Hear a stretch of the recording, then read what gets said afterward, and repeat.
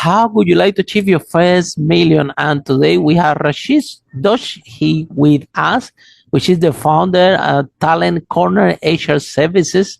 And tell us, and he's joining us from India. So tell us, what are the 5 steps that you recommend entrepreneurs in order to sell the first million? Welcome to Unstoppable Podcast with Harry Sardinas, inspiring conversations with influential millionaires, investors, thought leaders, entrepreneurs who are making a massive difference with their innovative products and services, and sharing the challenges and wisdom of how they sold their first million.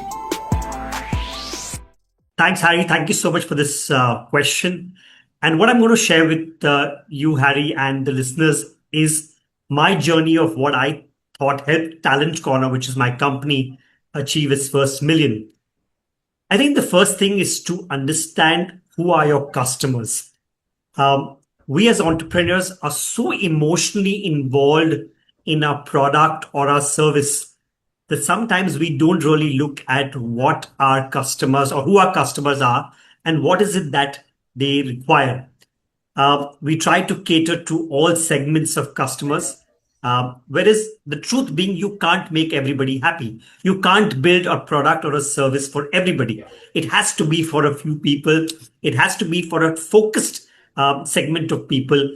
I think the first learning that I've had is that you need to know who your customers are, and that involves, of course, a considerable amount of market research to understand the size of your market and ensure that you're actually building a product for them.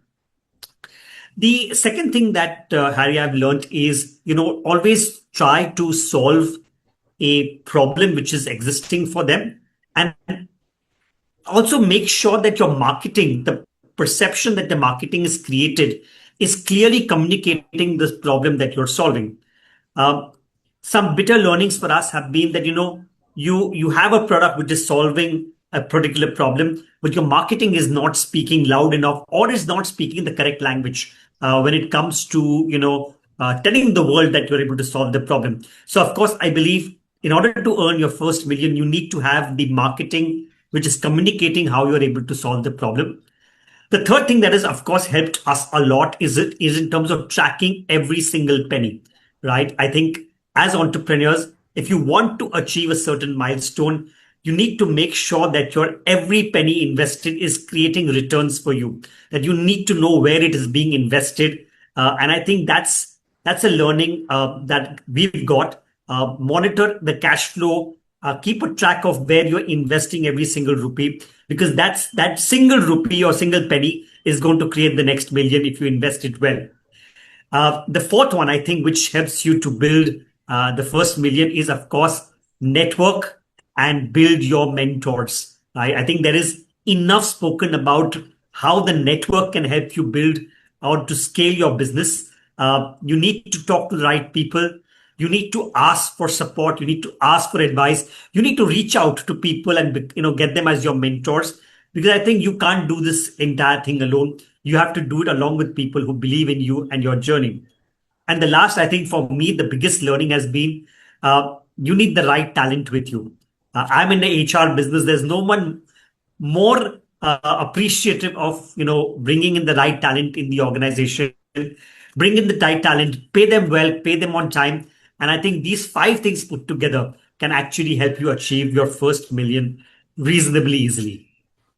Attracting talent to the organization, something that is kind of huge challenge for entrepreneurs. I think that when I started to hire people for my company, I remember that I was so happy because they were better than me and everything. They were better than me in sales. They were better than me at everything. Basically, was nothing that I was better than them, to be honest. We managed to, when we had our property business, we managed to sell over 5 million. And however, in order for that to happen, a transformation process has to be within the entrepreneur, because when we start the business, sometimes we don't know what we're doing, and some people and everybody at the beginning, because let's face it, we all have ego.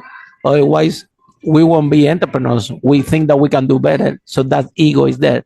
However, if you go to business thinking that you're the big boss, that everybody need to listen to you and you know everything, at the end of the day, it really doesn't work because you end up exhausted, tired, and every single decision of the business need to go through you. And of course, because you're taking a lot of the decisions, they can be bad, and then that have an impact in the business.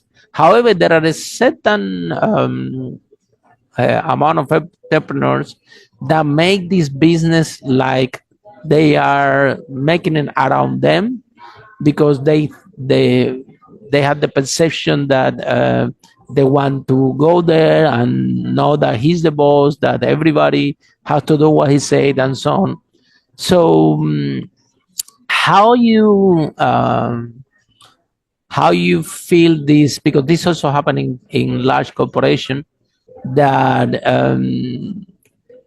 that sometimes entrepreneurs get confused and thinking that attracting talent to the organization can outshine the role. And everybody, when they were asking me this question, I say, Harry, but don't bring these people. Even when I was an employee, I was sometime I was recruiting people to do software development, and the people were telling me, no, Harry, don't bring people that with more talent than you, because they're gonna take your job. And I was telling to my colleagues, the problem is that my talent is this one: bring people with more talent. His talent is right code, but my one is bring people with more talent. So that's my thing. That's my talent. So don't worry about my job. I always have my job. I was telling to my colleagues, and they couldn't understand never what I was doing as an employee. So tell us, what is the good, the bad, or the ugly of attracting talent to the organization?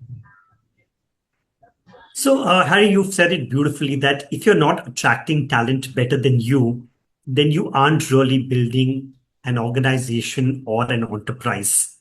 Um, I do agree with you. There are a lot of entrepreneurs, or if I may say, so-called entrepreneurs, who try to control the narrative in their organization by hiring talent which is below, below the ability or the skill that they have.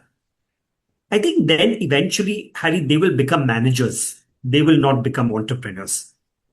An entrepreneur is the one who appreciates collective wisdom, right? An entrepreneur is the one who's not going to be, if I may say, suppressed by the idea that someone else has better skill that he or she does have, but who knows that it's not about the skill alone, which is going to change the way the organization functions. It's the entire orchestra piece which comes together, right? And I often, 100%. I often look at ourselves as not the person who's playing the guitar well or the violin well, but the guy who's actually controlling all of them together to play it in sync, right? So look at yourself as the leader of the opera. You don't need to be too worried about the fact that someone else may have a better skill than you do, because eventually, even And if play the piano better than you, that's you should be happy that yes, somebody play the piano better than you. That's the whole point. And Because they probably the whole orchestra is gonna sound better, right? Yes, absolutely, absolutely. And I think the idea is, only when you have people better than you will you be able to take up a bigger role in the organization, because they 100%. relieve you from responsibility. And I Mm-hmm. think the reason why you and me become entrepreneurs is because we want to grow. If we didn't want to grow, then we should have not taken up entrepreneurship in the first place. And also we want freedom. I remember one day I arrived to the office and my manager told me, Harry, go home. We don't need you here. I'm like, what? She told me, no. You go home, travel the world if you want. Telling me, in fact, the only problem in the company is you, because you're coming here talking to us, and we are working here. So the whole thing is that when you attract talent to the organization, you can, in fact, make yourself even obsolete in your own business. Because the truth was that even my manager, she was growing the company better than me. She finds better property than me. She finds she was managing the whole thing better than me. They were very good at sales, and to the point that she really told me this. She told me travel the world and don't worry about it. She told me I will go once a month to tell you what's going on. So she will come in just to tell me what she was doing in my company. And the first day and the second day you feel a little bit strange, but the third day you I'm thinking like, wow, I how I managed to pull this off. Then I somehow train those leaders inside the organization that they literally don't need me for anything. They can run and grow the company by themselves. That was something beautiful that happened to me. It didn't happen overnight. A lot of I didn't know that in that process that happened within my organization, I was transforming myself from an entrepreneur to a leader, and a leadership that don't hold position of power, but rather to generate more leaders. That's why we have this program, Speakers and Leaders, all over the world, because we believe that leadership is the key for growing a company. But what is a good leader? A good leader is someone that holds position of power, or a good leader is someone that generate and develop leaders without organizations to the point that that that you have leaders that and those leaders empower another leaders. So what's your view in leadership? Is it really but because that's the other thing, and I'm glad because you are in a chair, okay? We have sometimes oh, we need someone with management position. Oh, let's bring that person because he's amazing at doing this job in this and doing his job, and obviously it's going to be better managing the group of the people without knowing that now you're moving someone that is doing a very good job as a skill, but you're moving that person to a leadership position and doesn't have leadership training. He needs some training to be a leader, and that sometimes we find a lot of this issue in the organization. The people say, how come can be such amazing gold star employee and such a bad manager?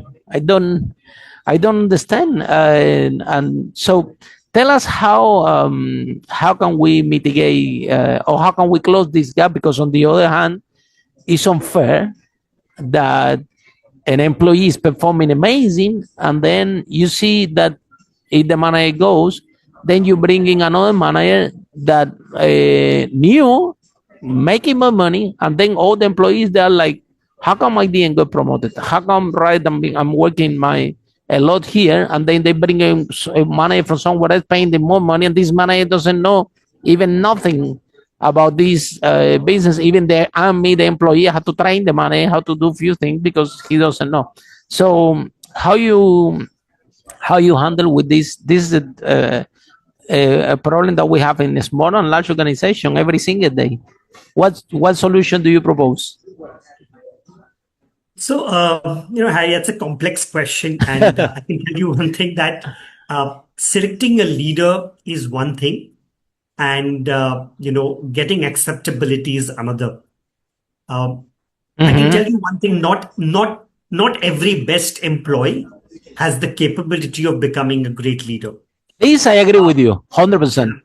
Yeah. And, once the leader is selected, the leader's job is to create more leaders within the organization. So that's the first and the primary responsibility.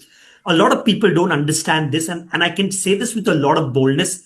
A leader's job is not to get the job done.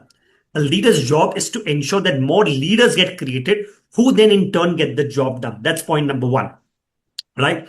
Point number two is, if a leader is a favorite amongst a lot of people, then he's not a leader, right? It's often said greatness was never achieved without pinching a few egos, right? Greatness is always achieved when you pinch a few egos, when you trouble a few people and push them to go towards the edge, right? And I think a leader's job is to identify those people who can be pushed towards the edge to get the best out of them. So that's my suggestion number two. And suggestion number three, I think I'm going to go back to you and me as leaders.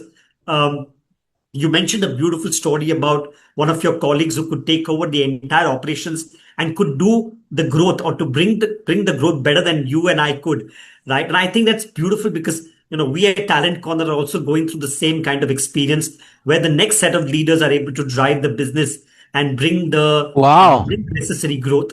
Uh, but I think Wow. fundamentally, one last point that I want to bring in, Harry, we as leaders, as entrepreneurs, our job is not necessary to only lead. Our job is to find newer opportunities. And that only you and Mm-hmm. me can do because we Mm-hmm. have our eyes and ears open to look for new Mm. opportunities. So that's Yeah. my And concluding. we always looking for talent.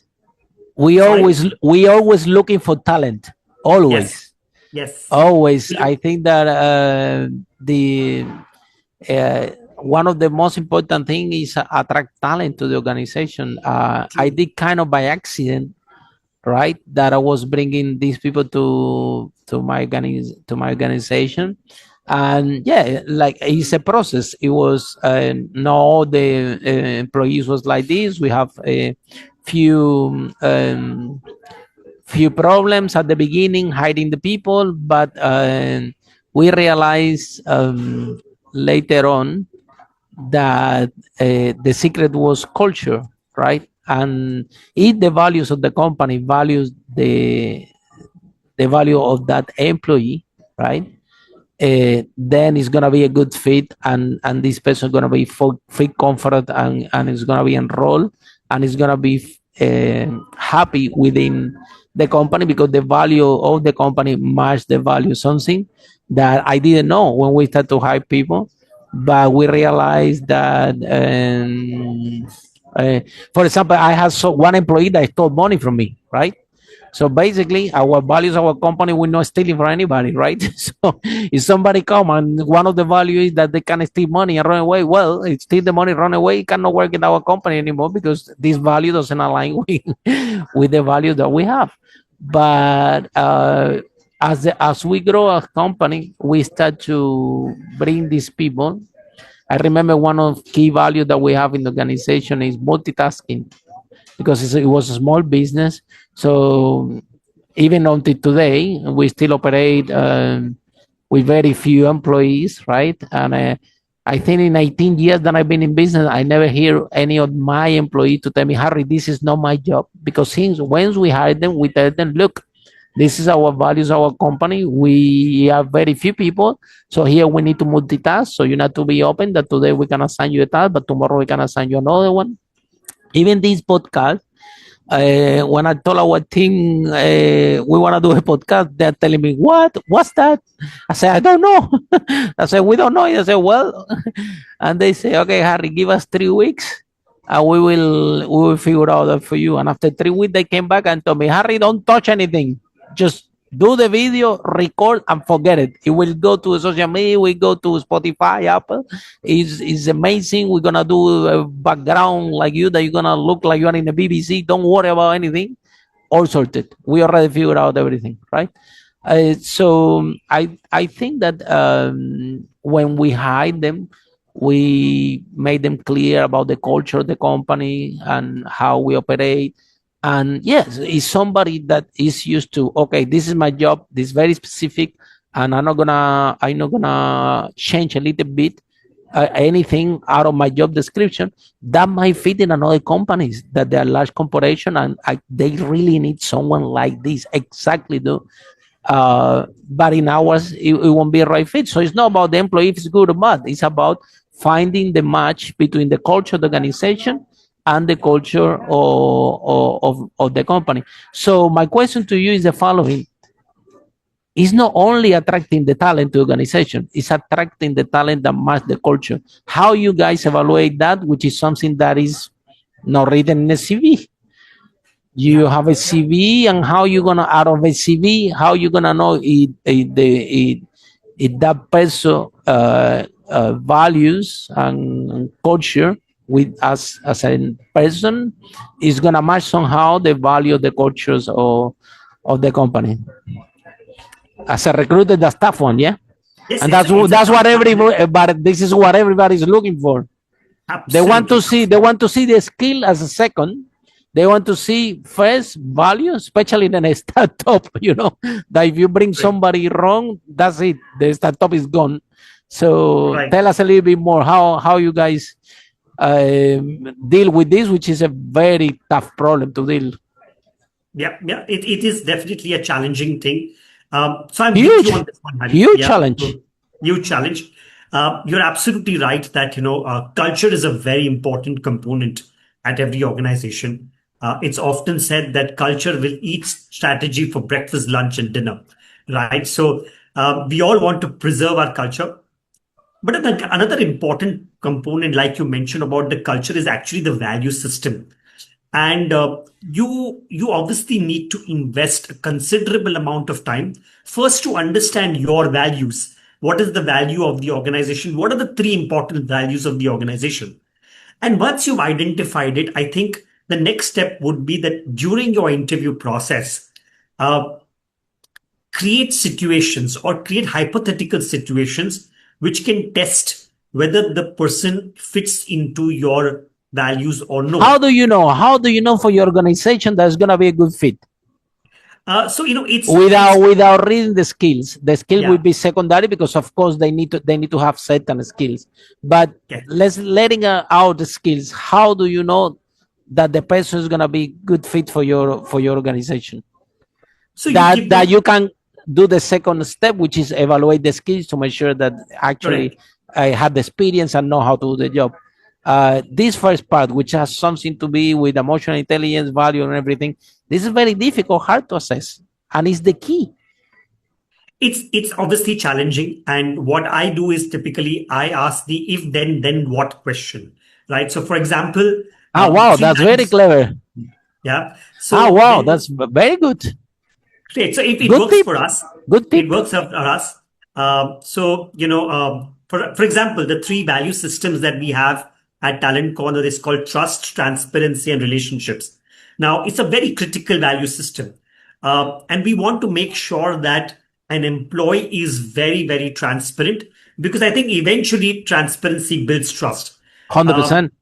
yeah, and then what we do is we ask them questions, hypothetical questions, that if you were in this particular situation, what would you do, right? And if a person is not, is not fitting into the transparency bucket, obviously they will create, a situation around it where they will try to protect themselves versus an employee who is openly going to talk about their vulnerabilities, an employee who's going to be talking about how they would handle the situation by saying by being apologetic, okay, to a customer, right? And that I think is a value that you want a team member not to believe that they know it all or not to believe that they can solve it all, but who can go out and say, listen, I'm sorry, I couldn't do this for you. And this is my genuine effort that I put in. I will continue to make an effort. And I hope you continue to trust me. And if that is coming out, that's a great fit at our organization, Talent Corner. Of course, these are our value systems. If anybody watching this video has identified their value systems and needs questions on what to ask when they're hiring talent to see if they're understanding the value systems, I'll be more than happy to craft a few questions for them. That's very good tip. I love it, and I think that asking the question I have nothing to do. For example, if somebody's preparing for an interview, maybe they're thinking, "Oh, I want this job. I want this job." Well, check first the value of the company and make sure if those values match with yours, because sometimes you want to be in this job. You want this job so hard that then you don't realize that once you're inside, something is not going to click with you. So I think a research has been done for United Kingdom, and it has shown up that especially young generations, some of them they prefer to get paid less if they work in a company that has social responsibility, that contribute to charity, that recycle and look after the environment. It has shown that in United Kingdom that Some employees they prefer to get paid less and to work in the type of company than another company that pay them more, but those values are not assigned. So imagine until how critical can be this in order to fit within the company. So now, regarding HR, how you guys differentiate yourself? Because if it's an environment that when you look out there, there are a lot of HR company all over the world, right? And I always said that the riches are in the niches. You were talking something very, very interesting, which is knowing your client and how you guys manage to find a niche and how you differentiate yourself from the competition in a market in an industry that if somebody come to me and tell me, Harry, gonna open a shop business, I'm like, well, the good news is there is a lot of demand for it because there's a lot of HR companies, right? So, but now open a gap in the marketplace in a so competitive space could be a little bit challenging. So, how you guys manage to open the space in such a complex industry? So, Harry, I think the cliche, of course, goes as to, in the niches lie the riches. But I thought, when our experience has been slightly different, we took two differentiators at our organization. One is we realized that this entire business is a relationship centric business. If you build great relationships with your customers, there is every chance that you will grow at a much faster pace. Obviously, it is extremely difficult for me as an individual to build the kind of relationships across scale. I mean, if I were to do it alone, then I would not be able to scale my organization. And over the last few years, we've built one of India's strongest business models, which is in the franchising segment. Currently, as we Wow, speak, very powerful. yeah, yeah, very something that has really worked for us.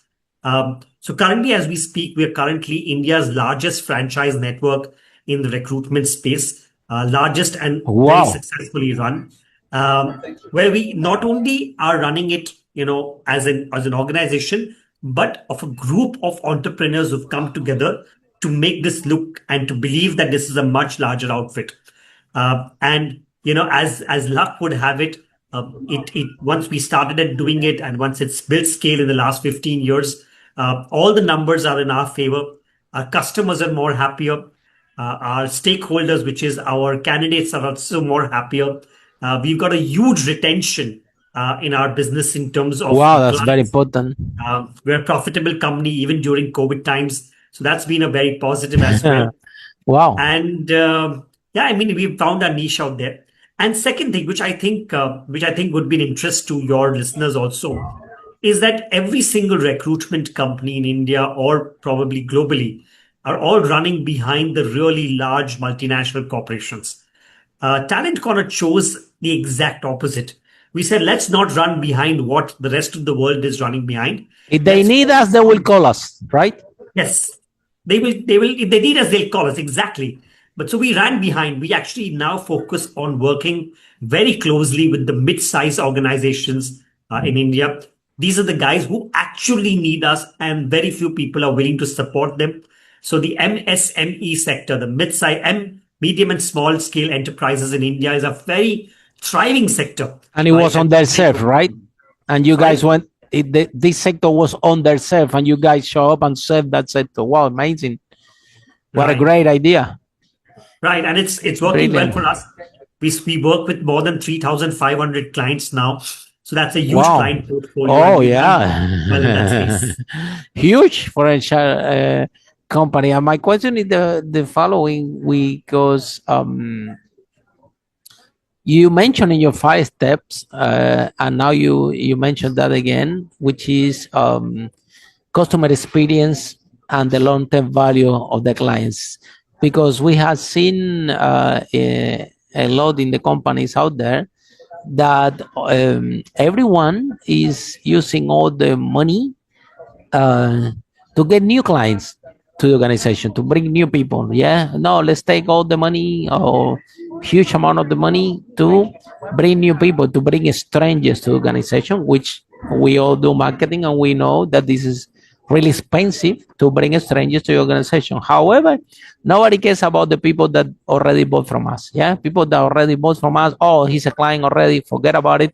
Don't worry about it. Let's take all the money, time, energy, resources, team to keep bringing strangers because we need to show some growth. We need to show that we have more clients. And on the other hand, you have companies like having the approach that you're sharing with us that actually they are understand that they are in the relationship business and keeping and nurture the relationship with clients.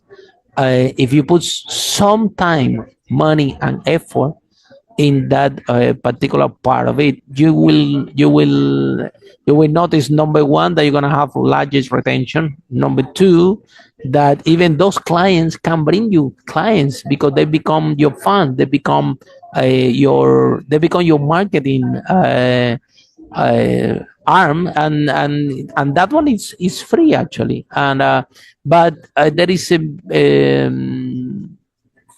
um, what do you think that most of companies that we see out there, a lot of companies that we see out there, they are doing the opposite? And I'm gonna ask you a question more specific, which is, if I give you $100 today, how much of this $100 you will take to bring new clients to your organization, and how much of this $100 you will use time, effort, energy, and resources to develop, nurture, and maintain the relationship with the existing clients, which actually you know already that give you an excellent retention. So how you split this $100 so our listeners can have an idea, if they run an organization and they may be using 95% of the budget to bring new strangers and only putting 2% or zero to nurture and develop relationship with the existing clients, and trying to offer them also alternative products and things like that, which is a gold mine that is there, and they're not paying attention. So how would you do it? So, Harry, that's an interesting question. I'll tell you what we do at Talent Corner. So, I have a big belief, and I keep telling this to my team: a single happy client is worth $1 million, right? And let me explain. 100%. Yeah, let Tell me us, explain tell this to us. you. So, assuming that a client stays with you for the next 12 to 15 years, and I'll talk strictly about the HR business. In the HR business, we are typically catering to HR managers. Now, an HR manager or recruiting manager in the next 15 years is going to change a minimum of 5 jobs. And if he or she is happy, they will carry you along with them for the 5 companies that they go to, right? Now, suddenly you're not losing the 5 of them. You're getting all 5 of them because they will continue to do business with you. You add them up, okay, in terms of getting repeat business from them, okay. You also add the fact that they will then refer you to other people, because at 100%. each organization, every single year, I've seen one HR professional having at least 3 people in their network who are very, very strong, which means that this HR person is going to connect you to at least 30 people in the next Wow. 10 years and 45 people in the next 15, right? Add this up, this is actually $1 million, right? And coincidentally, Harry, the cost of acquisition of a company in Talent Corner is close to $100 to $120. And when they come in, we invest a sizable amount of effort. Forget about the money, but effort to make sure this $100 becomes $1 million over the next few years. So that's the magic formula for us.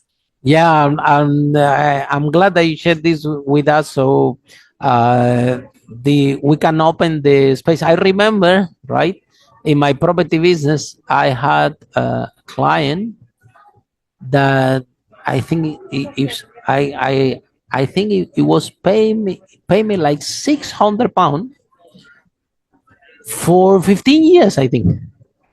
Wow. Okay. So you mind the long term value of the client, Yeah. right? Only one client paying this a month. So And you see the biggest companies, some big companies that are doing, especially this internet cable, they say, okay, we give you 6 months for free, just have my internet, just you switch to my internet. And why these companies are doing this? Well, guess what happened? If you actually switch to the internet and for any reason the internet works, you will never change this company internet, never, ever, ever again. It doesn't matter if it's more expensive or cheaper, because when it comes to internet and it works, you will never want to touch this, and we all know that. So those companies understand the long-term value of the client, and that's the reason that they do this kind of thing. All you need to do is deliver a good service, which you Yes, have to do it absolutely. anyway. You have to do it Correct. anyway. You Correct. have to be excellent in the service that you deliver to the people anyway. So why not reinforce that? And I think that I remember even most of successful companies like Amazon. Uh, there's something that they put a lot of time, effort, energy, and resources, where they say, okay, let's eliminate all the friction with the clients. We want, if the people gonna order a product, we want them to get the product straight away, and they don't like it, they can change it. No frictions. We want to Yeah. enhance the customer experience. We want our clients happy. We want our clients to have an amazing experience, and probably people now, everybody knows Amazon. Yeah, well, but probably you know about Amazon because a friend told you. When you say, oh, I'm gonna buy this, your friend told you, look, go to this place, amazing. There is a lot of things, you arrive very close, and you don't like it, you change it. And you might think that you know about Amazon for Google, but most likely a friend have been told you this. So of course we had to put energy and resources in bringing new clients. But there is a golden on top value in the existing clients uh, database, the existing clients.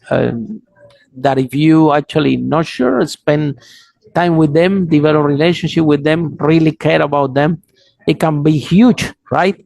In terms of True. growth. Yeah. True. Now, Very true.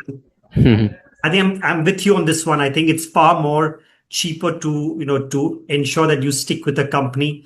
And very interestingly, there's some data out there which says that 38% of the business that gets generated around the world happens because of referrals. And imagine the power of referrals. Like you mentioned a story about someone else referring someone to Amazon. It's because the word of mouth is so strong. I can't agree with you more about the fact that when someone refers you to someone, the chances of you getting the business is as good as 100%.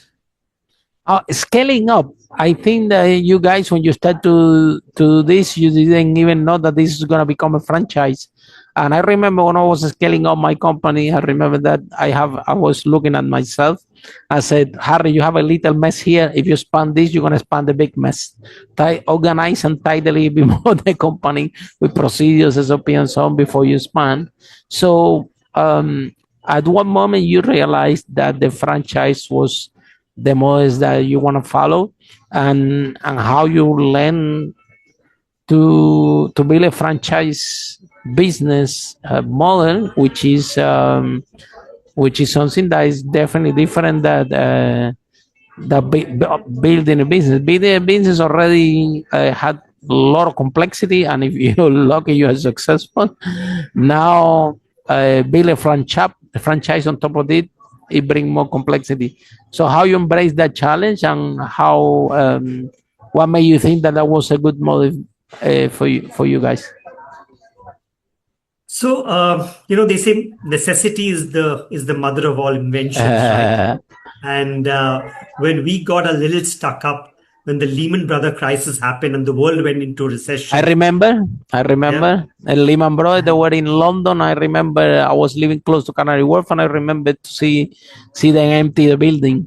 Yeah, I saw this. Right. So, when that happened, we thought to ourselves, what do we do differently now? And when we looked around at what happened, we saw various consulting firms like the Deloitte and the KPMGs, and they all operated out of something called the partner model. And that's when we kind of reinvented ourselves and came up with the franchise model. Yes, it is definitely very complex. It is more complexity than in a complex environment which is already there. And therefore, Exactly. yeah, It's bringing yeah, and one more therefore, complexity to running a business which is already complex. Yeah. absolutely, absolutely. And so we started off small. Let me be honest to you, Harry. We started off with just 3 or 4 franchise partners because we didn't want to spoil our name, and we didn't want, Very good. to make money the wrong way. When we saw them succeeding, we accelerated a little bit more. And then when in 2018, when we saw a sizable number of people succeeding, when we had already made a few mistakes and learned from our mistakes, Mm-hmm, we said, mm-hmm. now is the time to click, to hit on the pedal, and to actually to divert completely and pivot completely into a franchise model. And we shut down our internal team and put our entire focus out there. That's when the game changing happened. And that was 2018. And then came 2020, which is the COVID period. And everything else just fell into place because the world started working online and our franchise model just boomed because the right people came on board, and rest is history. So, a complex problem with a complex solution became a scalable solution thanks to the various leaders that came on board. I'm going to be very honest and bold enough to state on this podcast saying Talent Corner is what it is because of its partners, because of its franchise partners. I do very little. If I may say so, I do very little to run this organization. It is what it is because of our franchise partners. No, thank you so much. That's really, really charming and shows a lot of humbleness and leadership, right? You know, Warren Buffett, one of the biggest investors of all times. If you tell them, you ask him to what you achieve your success, he will always tell you because of my team.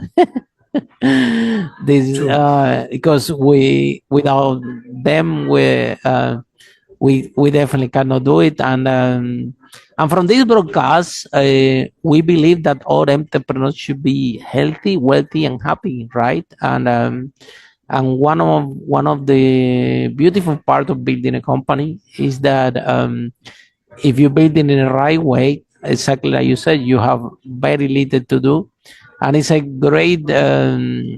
It's fantastic that you need to go to the office just because you want to, not because you have to, True. and it's fantastic when you are on the space that your team come to you and telling you, you're not gonna believe I had this idea to solve this problem. I have this idea to solve this problem. I'm like, wow, that crazy idea. How you do that? And so you know what I mean. When everybody is in that dynamic, it's such a beautiful thing, and sometimes you have to. I was wondering, yeah, I was. Sometimes I was having conversation within myself. Like, Harry, I don't even know how you pull this off. It sounds uh, like a dream. So, how last question is comes about uh, lifestyle balance, because again we want running a large franchise business could be, especially at the beginning, you need to fix all these mistakes, all these bring negative emotions, sometimes long hours of work, and then this lack of speed and this negative emotion, if you don't canalize them, they can become physical pain. You can end up with a heart attack, with cancer. It was one entrepreneur here that he was running 3 in this broadcast. We interviewed already 500 millionaires, and one guy came to this broadcast saying that he had 3 businesses. All of them, they were around 10 and over a million, and the guy was vomiting blood of so much stress, and he said, "Okay, I'm running this business running me." He took off. He went to Thailand. So and now everything is fine, right? So how you manage to, or when do you realize that a big part of this growing organization is to work on yourself and to look after yourself? Because if you, something is for sure, if you go uh, mentally unstable in terms that you're exhausted, you're angry, you're tired, um, you're not eating healthy, and so on, that can definitely have an impact in your performance and in the growing process. Now you happily can share with us that, Harry, now I do very little and everything is okay. But I know that to reach to this point, it goes a lot of work and sweat and tears and negative emotions and growing and challenges and things like this. So when do you realize that in order to make this to work, you also have to look after yourself? Very true, very true. I think you beautifully said this. I think as an entrepreneur, and I'll share this with you with a lot of vulnerability, saying that it's not easy. It's not easy to be an entrepreneur because it's quite lonely on the top, Mm-hmm. right? And you will obviously go through a lot of negative emotions because it's you tend to blame yourself for a lot of things, and Mm-hmm. sometimes it's not in your You control. are, yeah, but at the end of the day, you're responsible for Yeah, everything. you're responsible, Even COVID absolutely. happened, everybody lost a job, you're responsible. Absolutely. And you're the one taking the risk, right? Everything is riding Absolutely, on your shoulders. absolutely. Yeah. So, as an entrepreneur, anybody listening to me should say you need to have really strong shoulders if you're going to be, having taken the responsibility. But over a period of time, I think, Harry, there are a few things that I've learned and I'd like to share it with the audience today. I think there's nothing more important than taking care of yourself. Take care of your mind and your body by doing very simple things like exercising every day or a meditation everything. I think that's helped me, and I think it will help others as well. What's also helped me, and I think this is something that's big takeaway which I would like to share is build a group of entrepreneurs who can become your sounding boards. Um, in India, we have an organization called Ascent, which is run by the Mariwala Foundation, which brings together entrepreneurs who are in the same orbit, who talk to each other like a sounding board. You vent out when you need to vent out. You share with each other your ideas. This becomes like your confidential board. We call this the trust group. And this has really, really helped me in this journey moving forward. Very good. And of course, talk to your family. I think it's important your family knows. And I understand sometimes you don't want to bring home that much troubles to them, but talk to your family when you need them. And sleep. Most of them they won't understand what you do anyway, but they can suppose you. Still, my dad is asking me, why you do?" Right. So sometimes family they they just don't understand the dynamic. Yeah, that's the main reason we're doing this podcast. You see that exactly you describe it. Our life as an entrepreneur is lonely, and we only can talk with other entrepreneurs. True. When we True. go out there to a party or to whatever, and you say, "Well, I have this business," blah, blah, nobody cares. Only other entrepreneur cares, but otherwise, you are a nobody out there.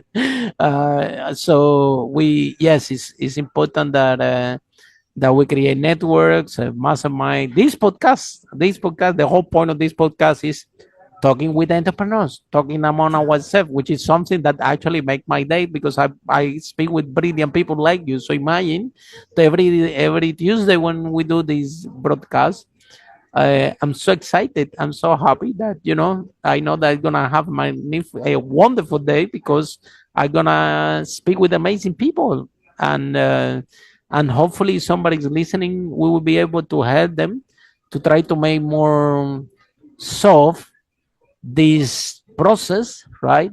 Of growing a company, because yes, that now, for example, you describe now you do very little for the company, okay, but in that process of growth, when you have to do a lot, that part takes a lot of emotions, uh, uh, and your body can suffer, your health can suffer, because in this space of growth, when everybody depends on you, Correct. and it's you taking all the decisions until you fix all the mistakes, and you bring the right people, and everything start to work out, and building that state of growth is something that we all had to be go we had to go through this. There's no way that you can escape this. And after, yes, you can say, like you're sharing today, well, I do very little. Yeah, now you do very little. But it took Done. it took Yeah. it took a strong time, effort, energy, commitment, no holidays, you name it, until for me it took me like 2 years, no stop, no stop. I went one day to Piccadilly Circus after the 2 years. I can't believe that I haven't been in Piccadilly Circus in 2 years, which it was nearby London when I was living. That's how immersed I was trying to build the business. So thank you so much. I Pleasure. think you're brilliant. I applaud you for what you have achieved, and for our audience, you see, very good source of inspiration, right? So if you want to do it, and you want to build and grow your business, there you have a wonderful story here that can you can achieve a source of inspiration. Last question, very quickly. Somebody want to reach you and find out more about you guys, how they can find you, how this process work? Sure. So I'm available on LinkedIn by my name, Rashesh Doshi. And one can reach out to our website as well, which is www.talentcorner.in. That website has my contact information. I'm very quick to reply on a WhatsApp. I'm quick to reply on an email. And any help required by anybody, I'm happy to be of support to them. So in LinkedIn, how can they find you? It's by my profile name, Rashesh Doshi. Okay. So one can just look me up. There are very few Rashesh Doshis in the world, so it's going to be easy to find me. Yeah, glad that you mentioned, because some people are listening in the car. So that's fantastic. So thank you so much. And for all Pleasure. of you following the broadcast, see you now on next episode of Unstoppable, how brave entrepreneur like Rashesh break that wall and achieve the first million. Bye for Thank you. now. Follow us for more interviews with world's most influential, audacious entrepreneurs that overcame challenges and adversity, providing you with the blueprint of how they sold their first million so you can grow your business exponentially.